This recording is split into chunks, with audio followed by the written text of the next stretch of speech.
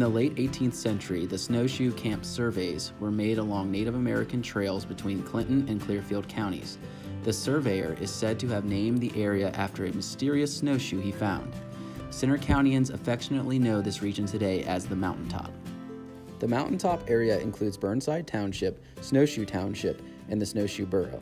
It is in the northern part of Center County on the Appalachian Plateau, comprising 15% of the county's total land and over 100,000 acres.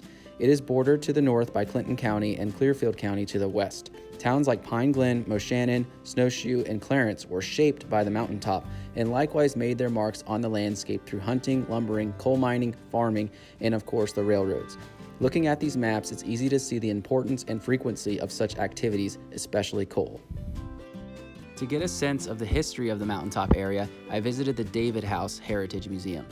In an area where coal is king, I can't think of a better place to start than an old coal miner's home like this. It's one of the many humble company houses built by the Lehigh Valley Coal Company back in 1889. The David House is actually named for the daughter of a coal miner. Vivian David donated the home to the Snowshoe Lions Club on the condition that it be used as a museum for the Snowshoe Heritage. Bituminous coal, or soft coal, was first believed to be discovered by hunters in Snowshoe in 1819. The coal was brought to Bellefonte and successfully tested. This sparked the interest of iron masters in Bellefonte and other investors in the county. Over the following decades, tremendous efforts were made to harness the full potential of the Mountaintop. By 1859, the Bellefonte and Snowshoe Railroad became the first operating railroad in Center County. This railroad brought coal from the Snowshoe area to fuel and fire furnaces throughout the county and helped replace dwindling supplies of wood needed for charcoal. The Bellefonte and Snowshoe Railroad played a major role in establishing the area. It not only owned the railway, but much of the land and coal mines on the Mountaintop. In 1858, the village of Snowshoe was even laid out by the Bellefonte and Snowshoe Railroad to make a depot and a town for the railroad. And by the time the Snowshoe Borough was formally established in 1907, the Pennsylvania Railroad had bought out its holdings and the Lehigh Valley Coal Company had taken over most of the mining operations.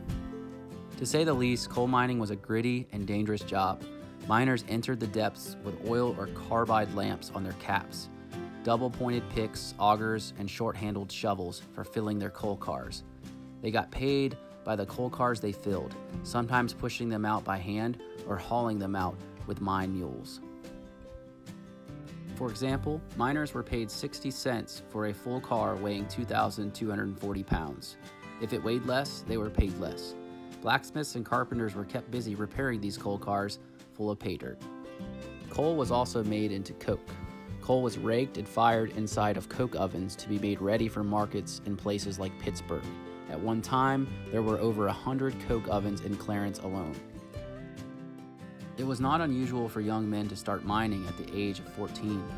Some were even as young as 9, perhaps following their father's footsteps into the mines. In addition to the locals, many of the miners on the Mountaintop were immigrants from Central Europe and places like Slovakia. The region's cultural heritage runs deep into the Mountaintop. To get away from the hardships of mining, and when they couldn't entertain themselves, many enjoyed the racetracks, theaters, and square dances, where perhaps some of the best music in the county could be heard from a $10 fiddle.